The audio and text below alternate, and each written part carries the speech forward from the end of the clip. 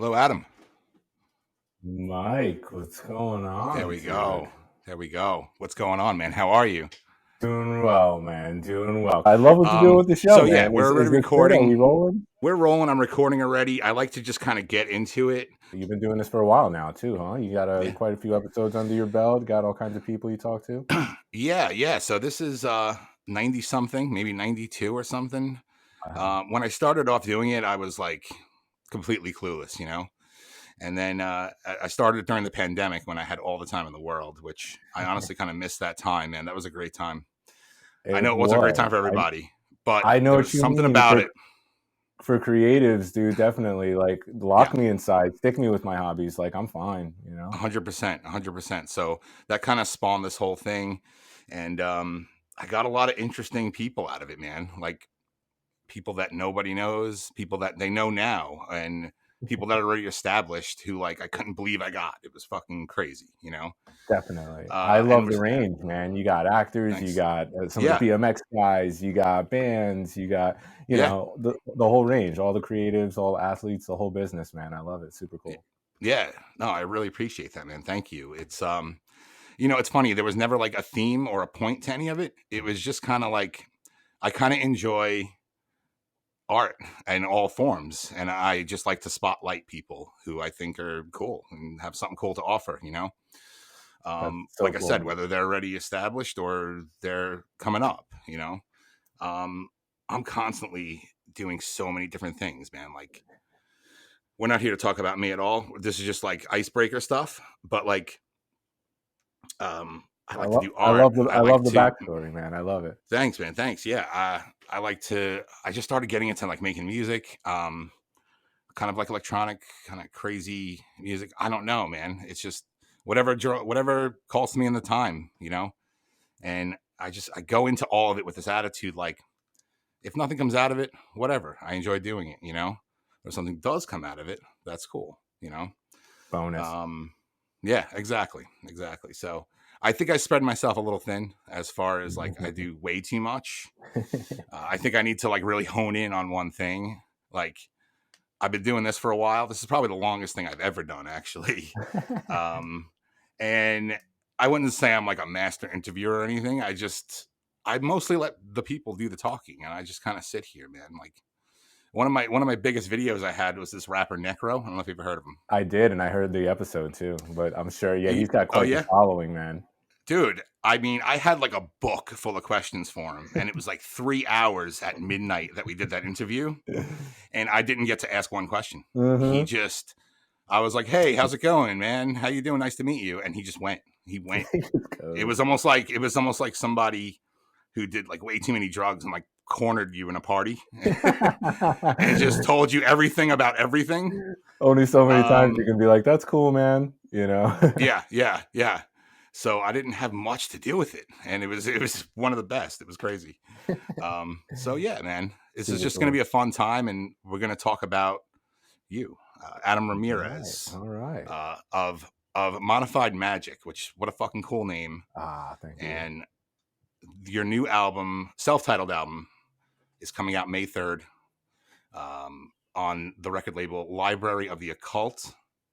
And you can get that record, if I'm not mistaken, because I ordered one myself. Nice. Yesterday. I can't wait to get it. Library of the Occult.greedbag.com. Greed as in like greedy, you know, greedbag.com. And that's available May 3rd. It's a UK label, right? So may take a few moments to arrive, but well worth the wait. And I can't wait to get that. And your back catalog is available on Bandcamp right now. Correct. Yeah, man. Right. Do you have any other vinyls, or is it just this was just the new it, man? Yeah. Before this, getting started with Modified Magic, it was very much about making videos and then multimedia kind of stuff. You know, it was It started as a video studio, and then really quickly the soundtracks for the short films became getting their own Bandcamp releases and stuff like that, just to put it out there. Like you said, you know, you make some cool stuff, you put it out there, you see what sticks, you see what doesn't. And then design became a part of the aesthetic too, you know, because we have posters, and now we have lobby cards and all that stuff that we like to geek out on all the films we love, you know. Absolutely, man. Yeah, super cool stuff. So, So that's gotta feel good, man. This has got to feel really good to get like a vinyl out there. And how many? It's 600 copies. There's only 600 copies available.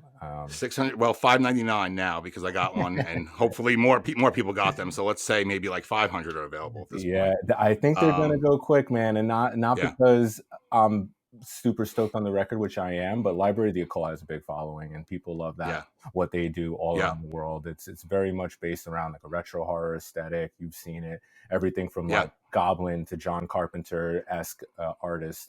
Super cool, man, and people love that stuff, especially limited edition.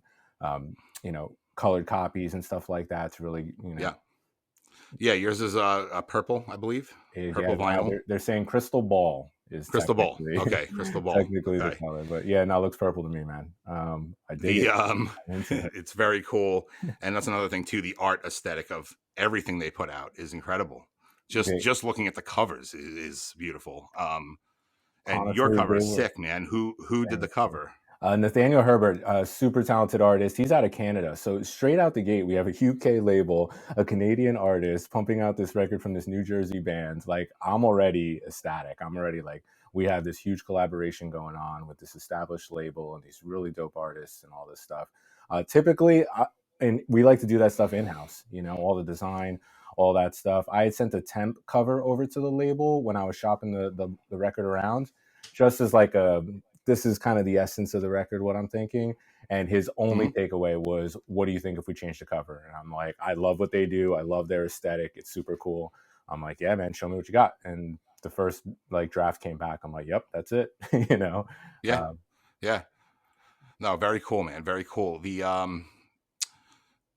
sound of, I've listened to this over and over again. You were gracious enough to send me a copy, and it's about a half an hour long, man, but it's like, it's an intense half an hour. It really is. If anyone is into horror soundtracks, the cinematic feel of that, it's kind of, you got a lot of genres going on. You got like psychedelic, trip hop, fucking. What else would you say it is? Like, what would you say is the sound of this record? I think you're nailing it, man. There's definitely like a down tempo kind of vibe, something more along the trip hop sound of things. But then you have this psychedelic rock thing going on, very much leaning into the horror soundtrack vibe. Going back a couple of years when I started this whole project, it was very much aimed to create the kind of record I wanted to find. When I was digging through the record store, what was that hidden gem in the dollar bin that I'd be like, what is this? Bring it home, throw it on, and be like, whoa, where did this come from? It's kind of what I was leaning towards. So that's where all the elements came about, all the stuff that I like to collect on vinyl. So that's why it became this mishmash, and very much kind of telling a story. Like, one song would end and I'd be like, okay, the next song's got to start like this, and I kind of knew, and the whole thing just flowed right out, man. Writing that record was a very quick process, a couple weekends here and there, and I was done, Really? So, really? Yeah, it was probably about a month. Yeah, man. Total. So yeah, because you already had like the idea of what you wanted to put out. When I'm working on stuff, like I'm testing and experimenting everything and just throwing it out and starting over. I'm sure you've been in that phase 100 million times. But there's something about it too. First of all, it's whether a track's like 30 seconds or 6 minutes long, it's hard. It's really hard. Everyone thinks like electronic music is kind of just easy, It's really not, man. There's so much to it. You have to learn so many things. It's wild. It's not just sitting down with an iPad and being like, oh, I made you could, but it's not going to be good. Yeah. If you want it to really have a feeling to it or express what you're trying to get out there, it's a difficult task, man. Definitely. So I'm way more comfortable when it comes to writing and even recording. Like, plugging in, writing is all good. But when it came to mixing and mastering, that's like a whole nother skill set. Like, people study their whole life just to learn how to properly master a record, So tackling that all on, very daunting. A lot to learn there, Yeah. I have a lot of. So you did the mastering yourself? I did the mix and the master. I pulled in some friends, some creatives that I know, have experience in this kind of thing. I'm like, this is where I'm headed. And they would kind of steer me in the right direction. Be like, all right, this is great work. Don't forget about this. But, when it comes to being creative all around, man, I'm self-taught. I haven't gone to college for any of this stuff when it comes to music. I work in video production. I didn't go to school for any of that. I just kind of picked up and ran with it. So I feel comfortable in the fact of like, all right, I know what I want to do. Now, how do I do it? Kind of thing. No, absolutely. Absolutely, man. You know, to be honest, it's like you either, I hate to say this, I really do, but you either like have it or you don't. You either have that creative edge. It's not taught. You can go to school until you're blue in the face. You can watch YouTube videos and emulate things, sure. Or you could spend a lot of time to learn something, absolutely. But when it really comes down to it, you got to have it in you somewhere. Otherwise, it's just not gonna. It's just people aren't gonna pick up on it because it doesn't come from a real place. You know what I mean? Oh, I lost light. Oh, it's getting spooky in here now. Yeah, getting real spooky. Wow, man, technical difficulties. Good thing we weren't going live, huh? Yeah, man. You know, I've done this show live, and honestly, there was a few times where I had some major issues on both ends, and it just kind of turned out to be funny more than anything. Right. But in all reality, I kind of prefer the recording. I like putting out a finished product, you know? Nice. There's something about that more than just like, you know, hoping to get viewers or things like that. I just don't give a shit about that stuff. I know you know, you eventually kind of want it, right? But I feel like if it's good, people come to it, you know? No doubt, man, for sure. I think what you're doing is great, man. I love the way that you're just going with the flow and talking to people and you know, doing that whole thing. I think it's fantastic. Thank you, man. Yeah, I appreciate that. Circle back to where you were at, man, whether you're born with it or not, man. I mean, that goes for a lot of different fields of work. You know what I mean? That's absolutely. Like, you can't be a surgeon if you just don't have it in you to do that kind of thing. You know, right? You could study till you're blue in the face, but if you can't handle it or you can't take it, you're never going to get somewhere with it. You know what I mean? So, no, absolutely, man. And I think this is a big key part of like my creative journey. I meet so many people. It's a networking thing more than anything. You know what I mean? Like, I think that's the coolest part about the whole thing is just talking to people and getting to know them and having other people get to know them. You know, like the podcast isn't huge, but you know, even if it like gets to 5 people that like want to buy the record or want to hear your sound, that's 5 people. Those 5 people tell 5 people. You know, I'm into that. I like that old school way of just like kind of promoting things. I don't promote myself. Like I'm horrible at promoting myself, you know, but I want to promote other people. I love it, man. I can't wait to hear some of that music once you wrap it up, man. You got to send that. Yeah, man. Yeah, like I said, you're going to be one of the first people to hear it because I would instantly trust your ear and your judgment. So. Absolutely. That means a lot, man. That means a lot. Definitely. I have some scraps right now I can send to you, but I don't know. You know when you're ready, man, when you think it's ready. Yeah. One of the hardest parts for me was actually I knew what I wanted to do with this, and I knew what the concept was, and I knew, you know, the whole goal of finding, you know, pressing something like the record I want to find immediately became, all right, let's find a label to press this on wax. You know, like that was the goal. Like even if I had to press one myself and be like, hey, we did it. You know what I mean? Like, 100%. But I ended up going down. How did that? I actually that was pretty much my next question is, how did you get involved with Library of the Occult?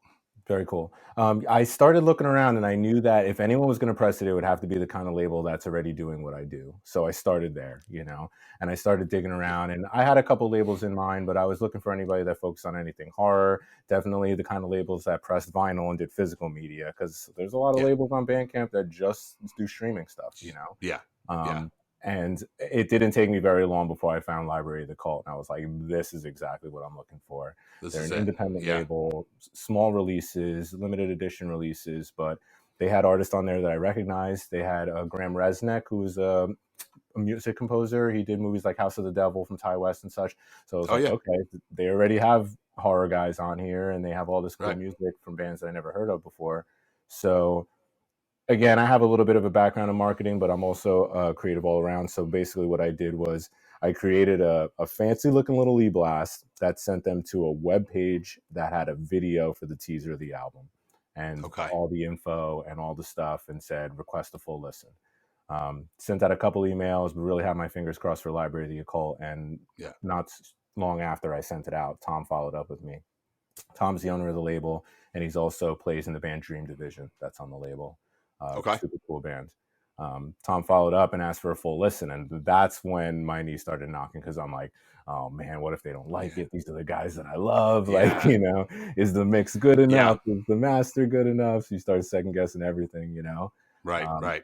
But sure enough, I sent it out, and not too long after, he's like, I love it. Let's get it in the calendar. So that was amazing to hear. That's so fucking cool, man. Yeah, it's like you almost feel naked, right, when you send something out, right? Definitely. Like you're at your most vulnerable, you know, anxious moment, and when you get the good news, that feels good, man. So congratulations on that, dude. I hope. Thank you, man. I'm sure all 600 will be gone very soon, and people will be buying it on eBay for $300 a piece. You know, they do, so man. They're not getting mine quick. though. They're not getting mine.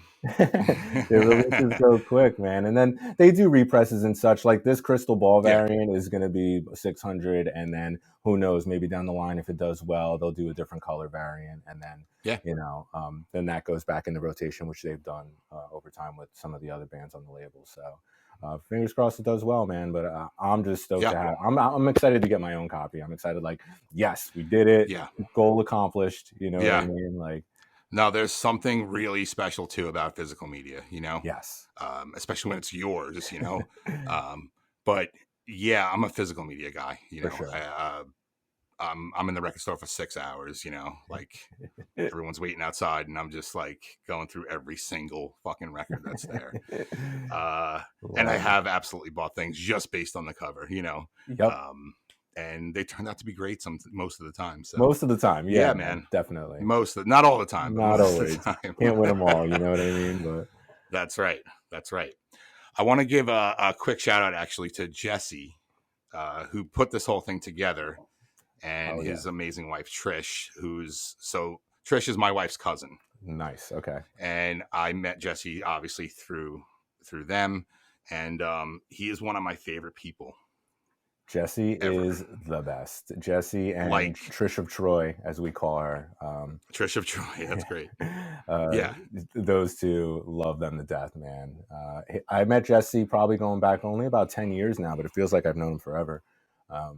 We had a mutual friend, and she was like, you know, we'd really get along with my buddy Jesse. And she kind of set up a little mandate for us. And we went out and we grabbed beer and we high-fived and we started talking heavy metal and all the business, and thick as thieves, just hit the ground running, man. So love that kid. Fantastic. That's the same here. We probably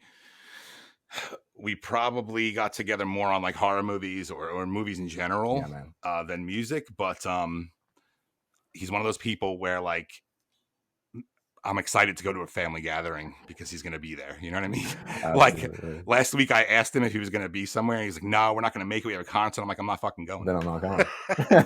and I'm actually not going. Like I'm not going. So, and this beer is for him actually. He left this on my house on New Year's, and I saved it for the right moment, and I can't think of a better one. Love that. Cheers to Jesse. Thanks, Jesse. Cheers. And cheers to Modified Magic, man. Thank you, man. Appreciate that, Cheers. Mike. Thanks for having me. I don't know where my camera is because of this fucking stupid program. Oh, shit, I'm foaming up. All good, man. Cheers. Yeah, that's good. I don't really drink. That's the funny part. Okay. That's why that beer has been sitting there for so long. I mean, I do other things, believe me, but drinking's just not up there for me. Right on, man.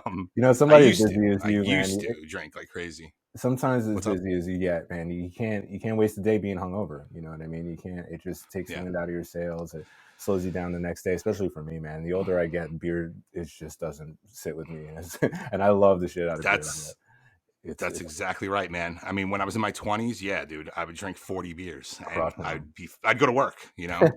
Now it's a good like 3-day recovery, and I just don't have that anymore. Yeah, I can't do it. Or New Year's Day, you know, I'll New Year's take Day. the day. Yeah, absolutely. So 14 tracks on the record. Yeah, man. Who's making all this happen? Is this just you? This is just me on the record, correct. Wow, that's crazy, man. Are they live instruments or is it a combination? So the drums are programmed. I programmed all the drums, but it was important even from the start. I wanted it to sound like a live band. I wanted it to sound like this long forgotten record. There's one band that picked up a deal churned out a record. It ended up in a dusty record crate somewhere. So even from the start, I wanted to make it sound like a band. So the keyboards were all played through by hand. The bass guitar I played, the guitars I played. Some of the stuff on there sounds like keyboards, but it's really guitars. And all the drums were programmed. So, but it was all in the mix, man. And I feel like it definitely has a bit of a vintage vibe. It's got an older kind of quality to it, but it sounds full and thick. And that was definitely part of the essence there. I was like, I want to make this sound like a forgotten record that maybe was even ahead of its time when it came out. But now looking back at it, it's like, whoa, what was this? You know, so that was all a part of the essence of what I was trying to capture there, man. Right. Oh, it's so good, man. It really is. Besides the obvious cinematic sound and horror movie inspiration, what music would you say influenced the record? Like what bands It was or funny. artists? There were a couple records that I had in mind, but at the time I was really weary to revisit them, because I'm like, I didn't want to be too influenced. And now next thing you know, some of the chords or whatever, now it's a carbon copy. So I was kind of going off the memory that I had of some of these records. I mean, records that I've listened to dozens and dozens of times. So they're in there. They're in the memory banks. But at the same time, tried not to listen to any music for reference when I was writing, especially.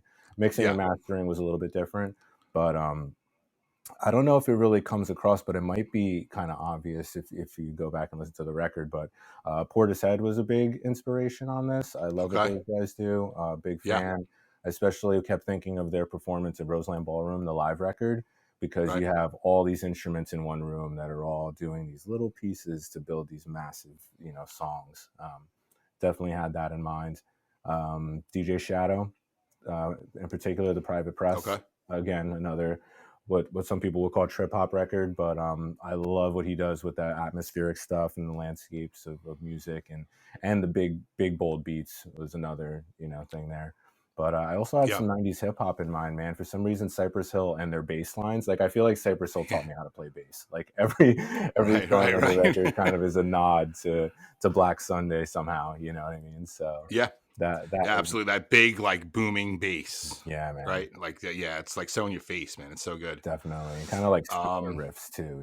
Like that whole essence was kind of, I think, came out of that, and a little bit of Nas. Thought about Nas and what he did, especially some of the early stuff. I don't know how much that shows because I guess in the end of the day, it's more of a rock record, really.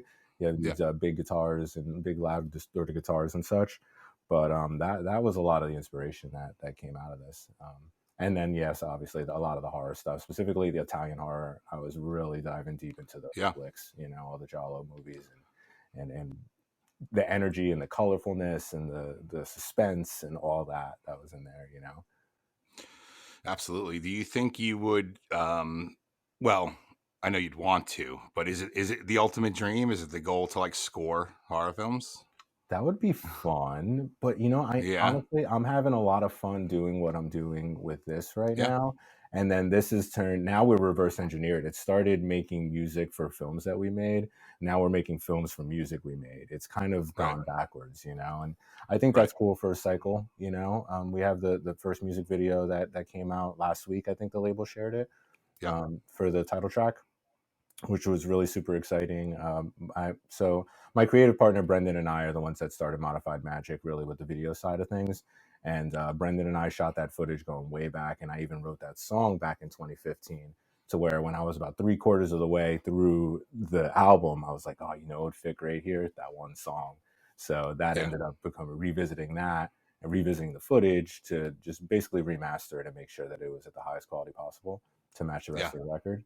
And then we have another music video that's planned that's going to be coming out hopefully in mid to late May.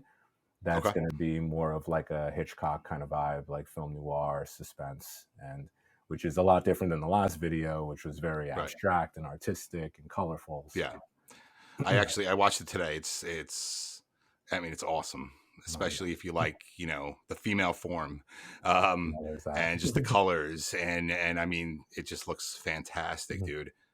Everything you do like that I've seen so far is super polished and like it's almost perfect, man. It's perfect, actually. It's perfect. It's visually and just the audio, everything is like really in your face, but not in your face like in an obnoxious way, just like right where it should be. Like, yeah. Well, for lack of better terms, dude, it's fucking awesome. I love that, man. Love that. That really means the world to me, man. I'm such a huge fan of mixed media, and you know, yeah, me too, man. You take picture and set to sound and all that, and then you come up with a cool poster design and the whole business. So that really quickly became a sense of modified magic. I mean, even the name really came from the whole sense of phantasmagoria and the old like smoke shows that people used to put on, and basically reading an article and saw that smoke and mirrors and stuff, but they basically use modified magic mirrors in order to showcase different things and create different illusions. And I was like, that's it, we're creating illusions, we're modified magic. Like, so that was always a part right even from the start, right when we came up with the name. Yeah, man. And actually, it's another thing I want to talk about. M is for Misdirection. Was a short film you made for the horror film ABCs of Death 2. They were having a competition, right? It was a contest, a segment. Yep, totally. And so you made that. There's a short edit, and then there's the director's cut. I watched the director's cut. I didn't watch the short edit. All good. You're better off there, yeah. And first thing I thought of when the first second I saw it was like, that's a fucking camera, man. Like, there's movies. I watch a million horror movies, and we could talk about horror movies a little bit. Sure. I've seen the worst to the best, and it's like, how some of these people make movies, and it's like, why'd you even bother?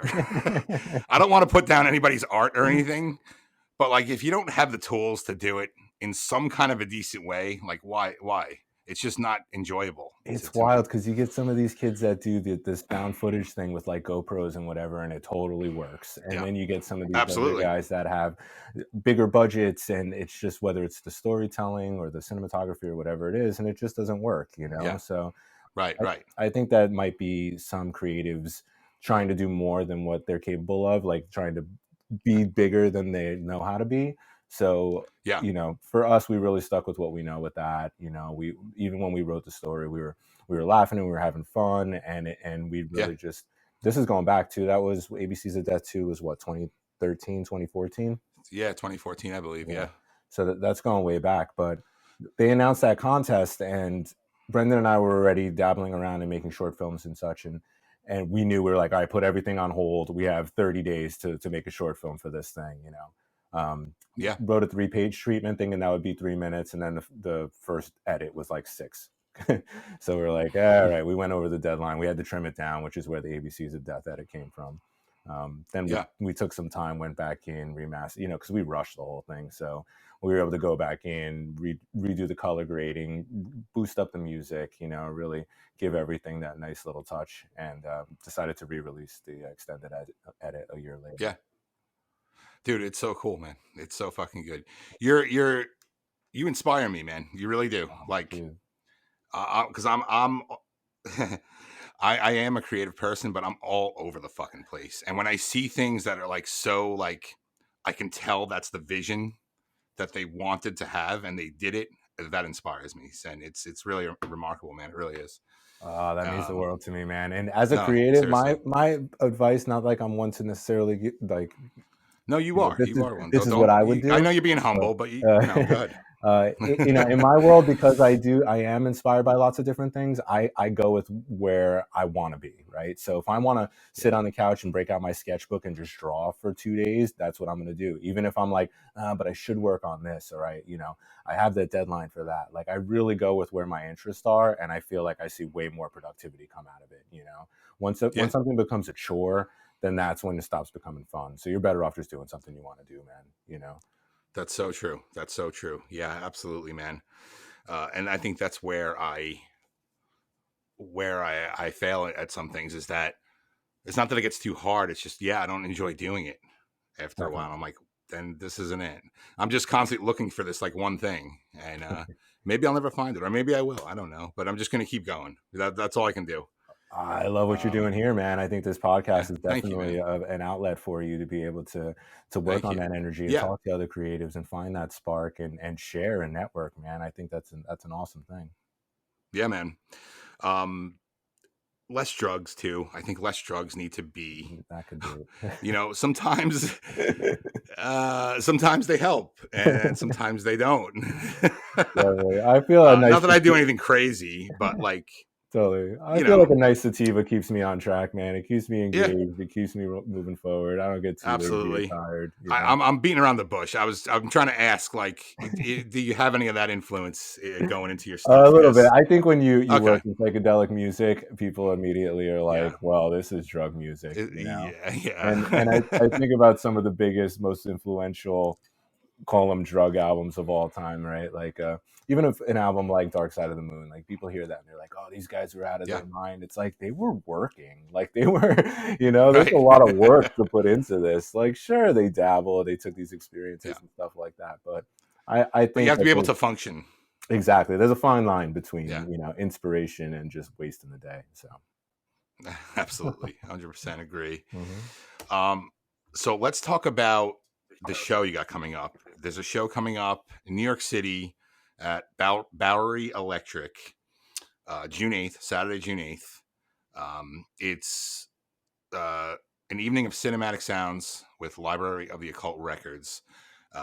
So it's not just you. I believe there's 3 bands. Actually, there's 2 bands and 2 DJs. 2 bands. Yeah. 2 bands and 2 DJs. Okay. I don't know who they are. Do you? I do. Yeah. Things got kind of switched around as they do, The whole record release show thing, it was another one of those things like, wouldn't it be cool if, And at first I wasn't sure because I didn't have a band. I did all these, I wrote and recorded all these songs. And I was always like, if I could find a drummer, then we'd be off and running, And I was talking to a buddy of mine, and I showed him one of the videos that I was working on, and he's like, who would love this? Drummer Dave. I'm like, yeah, you got a drummer Dave? He's like, yeah, man, drummer Dave would love this. So I was drummer Dave. I need to meet this drummer Dave. Not too long after that, there was a friend's birthday party. This guy comes over, introduces himself. I'm Dave, and I'm like, oh, are you drummer Dave? He's like, yeah, they call me drummer Dave. So I pitched him the idea. I'm like, I've been working on this thing. It might be fun to do a record release show if you have the time. Try to be really mindful of everybody's times. We're all a little older now. We have wives and houses. Some of us have kids, Of course. So really treaded lightly with Dave to be like, listen, this is what I'm thinking. If you have the time and energy, we'd love to get into this. And I caught him in the right time, man. He was looking to start gigging again. He wanted to play live again. He wanted to do that thing. So that was the biggest hurdle. Once I found a drummer, that's when I reached out to the label, and I was like, let me know when you're thinking about releasing this, because I'd want to do a record release show in New York City. And Tom came right back and was like, really? Any excuse to take a trip? Like, maybe I'll set up and we'll do a whole showcase for the label. I'm like, now you're talking. So that whole thing, it came up pretty organically. And then I had to put my money where my mouth is, because I'm like, I don't know any club owners or promoters in New York City. All right, how do we do this? So started reaching out to clubs and trying to book something around the time of the record release. And sure enough, Bowery Electric was one of the ones that responded to it, and they were into it. We're familiar. That's awesome. We've been there before. That's a great venue too, man. Great venue. Super cool. That's awesome. So have you done many live shows? Not with Modified Magic. I've played in other bands before, but it's been quite a while.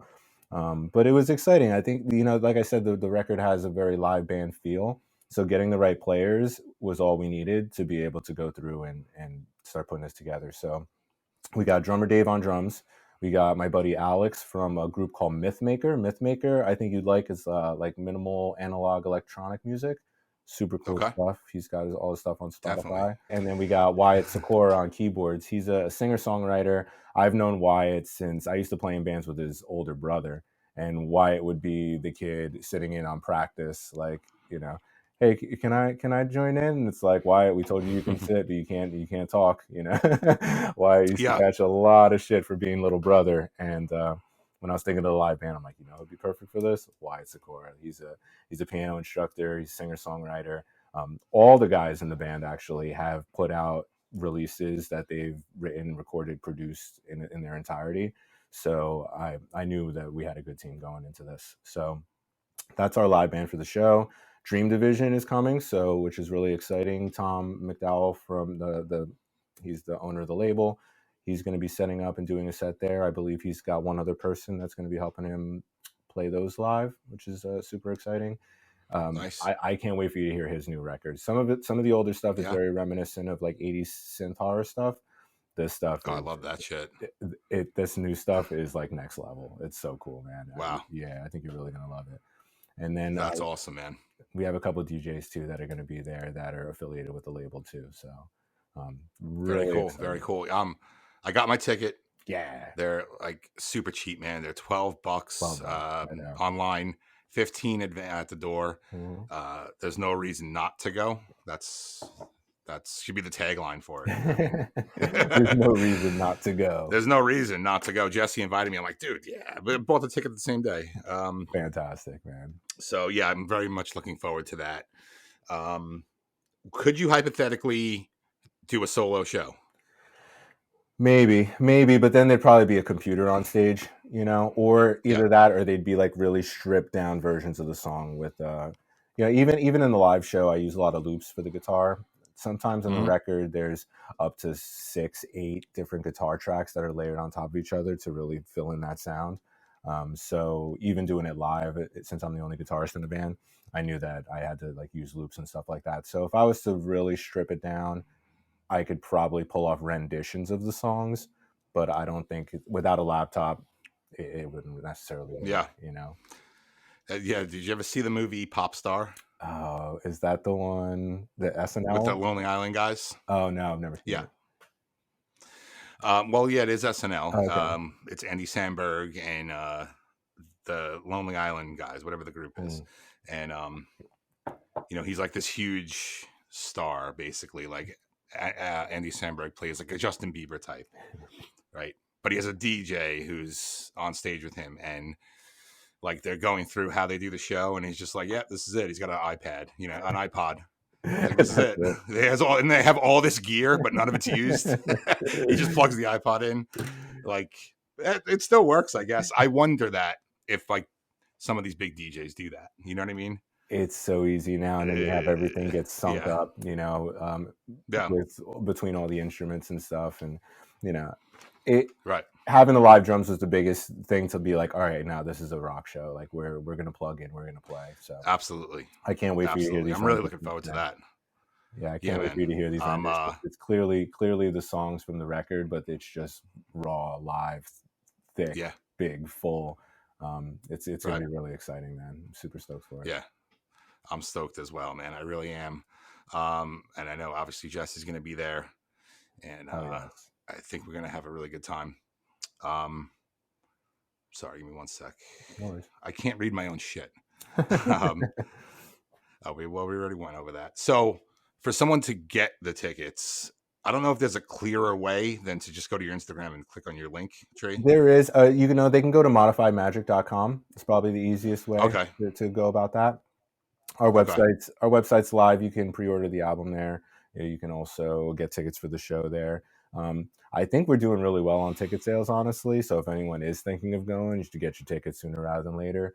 We heard a little while back that the show was about halfway sold out as is. It's only a capacity of 200, which is great for us being like our first. That feels special. Yeah. It's going to be an intimate thing, man. Definitely. It's going to be an intimate thing. But well, I did invite quite a few people, so I'll let them know that they might not make it unless they get their ticket. They should get on it, man. It's $12, right? So like, spend the money now and then. I mean, $12, that's like a fucking bag of chips now, dude. Crazy. It really is. It really is. Like bananas. Yeah. So it's crazy. I'm going to smoke a cigarette here. I'm not supposed to smoke in here. This is actually my business. Like behind this wall is my barbershop. I cut hair. Cool. It's great, man. It's just me. It's just me working here. I work in a basement by myself, but it's like a legit business, but on the street and everything. But like, I love working by myself for some reason. No, it's great. Why for some reason? I have like no boss. It's fucking awesome. That's amazing. But there's people upstairs. Like the landlord's upstairs. She's not up there right now, so I'm gonna smoke the cigarette. I don't give a fuck. Do your thing, man. Do your thing. That's great, man. I've had a lot of friends that were barbers and stuff, man. That's a whole nother creative field that like gets overlooked, Yeah. So how I got into it was like I needed to get a job. And I've been cutting hair, like my own hair, my own life, and even like friends' hair and stuff like that. And for some reason, I never thought like, oh, I can make money doing this. I never thought that. And then one day, I just kind of woke up and I was like, you know what? I'm gonna go to school. I had to go to school for the year or whatever, and just fucking do it right. And now here I am. And now you get to work in solitude like you like. I exactly, dude. I mean, I wouldn't say it's my passion or anything, but it's great for now. And I feel like you do have to have a little gift of gab to do that, though. I feel like lots of barbers, you shoot the shit, you chit chat, you know. I'm more of a therapist than a barber. Totally. I mean, dude, the things people tell me are mind blowing. Like you barely know me, man. You're telling me some heavy shit. So I was like, you know what? Maybe that could translate to a podcast, and it does. Like sometimes people just feel comfortable with me. I've realized that's one of my things, and I can see that. It happens sometimes on the podcast. People will tell me shit. I'm like, do you want that on tape? All right, cool. I can see how that translates, man, because you're easy to talk to. You know what I mean? You ask people about themselves and stuff, and people start opening up, and then that's it, man. You know, you open up the whole. I appreciate it, man. Yeah, absolutely. And I think I don't judge anybody. That's what it is. And I listen to what people say, and you know, maybe I can relate in some way. You know. But I think the most important thing is I don't ever judge anybody when they tell me some crazy shit, you know, and so they feel comfortable saying anything. And I think I kind of like that. I think that's fun. I think people should be more open and honest. Maybe the world would be a little bit of a better place. You know, everyone's so fucking weird. Totally agree, man. And to each their own, you know, everybody's got these walls these days of like, I'm over here, you're over there. If we don't align, it's like, everything's so separate. Yeah, dude. I don't really subscribe to that. I think everyone's got their ticks and everyone's got the things that you know, drive other people nuts or different for other people, and it's like you gotta just, you know, to each his own, man. You know, as long as you're not hurting anybody else, like, do you? Yeah, that's it. That's 100% right. So I'm gonna just say this is like part one, because there's other things, very exciting things happening in your life that we can't discuss. And obviously, we're not going to talk about it right here, right now. So I'm going to call this Adam Ramirez part one. Love that. We'll come back. Maybe, I don't know, maybe after the show or something. I mean, not directly after the show, but sometime in June or July, we come back and we'll do this again and we'll catch up and see what new things you got going on. I'd love that, man. Absolutely. Yeah, absolutely. I would like to just loosely talk about some horror movies. I know you're really into them. Let's do it. Yeah. And I fucking love them so much. You probably know way more than me, but this is the most impossible question of all time. But do you have a favorite horror film, or is that like just impossible? It's hard. It is hard. It is. Like, it's impossible. You know what it is, though? It's like music with me too. It really depends on my mood. You know, because sometimes I'm in Bjork land, man. I'm getting weird, you know what I mean? And then sometimes I just need something fast and aggressive, and it's Slayer time, you know. I totally agree. It really depends on. It's all mood based. Yeah, movies are very much like that, you know. Sometimes I like a slow burn or cool atmosphere. You know, sometimes I'm into like really rapid fire type stuff. I don't know, man. If you put a gun to my head and you were like, favorite horror movie of all time, go, it'd probably end up being The Shining, you know, something that's just like big and bold and gorgeous and weird. Absolutely. And all the stuff, you know what I mean? It's got it all. Yeah. It's got it all. Classic. What about like a favorite subgenre? You know, lately it's been the Italian stuff, the old 70s Italian horror, man. I leaned hard into that, especially when working on the record. I was so inspired by it all. And there was so many movies. I mean, that rabbit hole goes deep, right? So once you started finding different filmmakers and all these different actresses that have been in multiple movies, that was a fun thing to explore. But I love the modern thing too, man. There's, you know, you got a lot of cool guys like Panos Cosmatos, the guy that did Mandy and Beyond the Black Rainbow. Yeah. Like, oh yeah, love that, man. And Osgood Perkins too. That guy's done some cool stuff. He did Gretel and Hansel. Longlegs is coming out, and Longlegs is on the way. So yeah, that movie looks pretty nuts. Yeah, I'm in. I know nothing about it, and I love that. I'm like, just bring it on. That's the best. That's the best thing, man. A lot of these trailers nowadays are like, they show you the fucking movie, the whole movie. Like, I saw that movie Abigail. It was great. It was exactly what you would expect it to be. However, I saw the whole movie already. I feel the same down to like down to like, oh, that guy's covered in blood. Obviously, something happened there. It's like Immaculate was another good one, but yes, same thing, man. I was like, oh, look out behind you. Much. Saw that in the trailer. You know what I mean? Yeah. That kind of thing. A24 and Neon seem to make pretty good trailers where they don't really give you too much. No doubt. And I really love going into these movies blind. One movie that I can think of in recent memory that I went into completely blind, was Barbarian. And that was an incredible experience because you had no idea what the fuck was going to happen. And it turned out to be completely bonkers the whole time, I love what Brandon Cronenberg's doing too. Speaking of Neon, like Possessor and Infinity Pool. Again, knew nothing about what was going to happen in these movies watching the trailer. And it's like, all right, you get dragged along for this ride, man. Like, big fan of what those guys are doing. There's one coming out called Cuckoo. Yeah. It comes out in August. That looks pretty nuts. That looks really good.